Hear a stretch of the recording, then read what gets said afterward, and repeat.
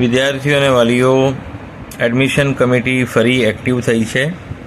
આયુષે 1 ડિસેમ્બરથી 10 December date extend કરી, તો આજે ફરી મોડી રાત્રે અપડેટ આવી છે કે આયુર્વેદ હોમિયોપેથમાં જે બીજા સ્ટુડન્ટ્સ હતા એમના 8મા રાઉન્ડનું રિઝલ્ટ ડિક્લેર કરવામાં આવ્યું છે.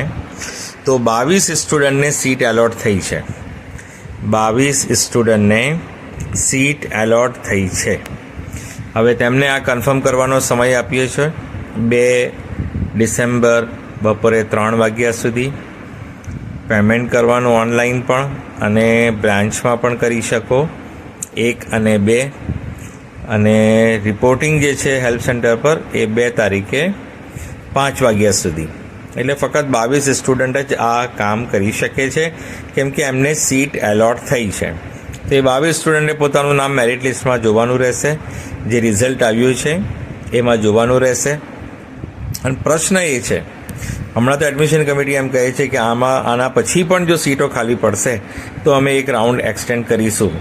તો આ તો તમે કરો જ છો, પણ જે 66 સીટ જે તમારી પાસે ભેગી થઈ ગઈ છે, કે બધા મેરિટ લિસ્ટમાં જેટલા ઉમેદવાર હતા એમને તમે ચોઇસનો અવસર આપ્યો, અને જે લોકોની ચોઇસ હતી તે મુજબ તમે એડમિશન આપ્યું, અને ચોઇસ નહીં હતી તે હવે તમારી પાસે 66 સીટ ભેગી થઈ ગઈ છે. હવે તમે કટ ઓફ ડાઉન કરીને આપવાના હોય તો વેલ એન્ડ ગુડ, કે તમે એડમિશન કમિટી પોતે જ તમે આપી દો કટ ઓફ ડાઉન કરીને. પણ જો એવું નહીં કરવાના હોય તો પછી આ 66 સીટો કોલેજોને પરત કરી દેવી જોઈએ, જેથી જે સ્ટુડન્ટે લેવું હોય તે કોલેજ પરથી લઈ શકે. કેમ કે તમે હવે 66ની કાઉન્સેલિંગ તો કરતા નથી, એ તો સાઈડમાં જ રાખો છો. એક વખત તમે રજિસ્ટ્રેશન કરાવ્યું, એ તો ઓછા સ્ટુડન્ટ હતા તો એમને તો મળી જ ગયું, તે છતાં પણ આટલી બધી સીટો ખાલી રહી ગઈ.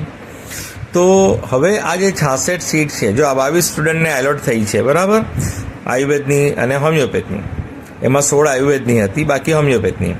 પણ હવે જે 66 સીટ છે એ એડમિશન કમિટી જો કટ ઓફ ડાઉન કરીને બીજા સ્ટુડન્ટને લાભ આપે તો વેલ એન્ડ ગુડ, પણ બીજા સ્ટુડન્ટને તમે લાભ નહીં આપવાના હોય, કટ ઓફ ડાઉન નહીં કરવાના હોય, તો પછી કોલેજને પરત કરી દેવી જોઈએ. જેવી રીતે તમે એડમિશન કમિટીએ પેરામેડિકલમાં એવું કર્યું છે કે જેટલા લોકો કેન્સલ કરતા ગયા એ સીટો કોલેજોને તમે આપતા ગયા, અને કોલેજો ભરતી થઈ, અને છેલ્લે તમે કહી દીધું કે ભાઈ જેટલી પણ કોલેજોમાં જે સીટો ખાલી પડી છે એ તમે જાતે ભરી શકો.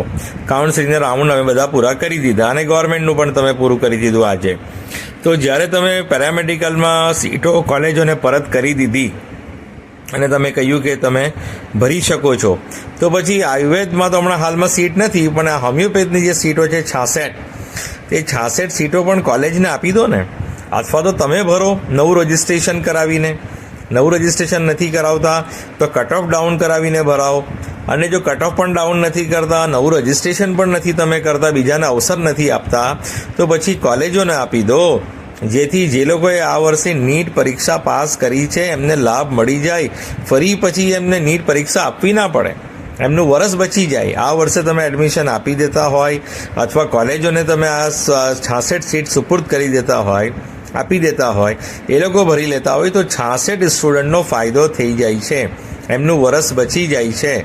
તો મારી રિક્વેસ્ટ છે, શું કહી શકું, એડમિશન કમિટીએ સ્ટુડન્ટના હિતમાં આ 66 સીટનું પણ આયોજન કરવું જોઈએ.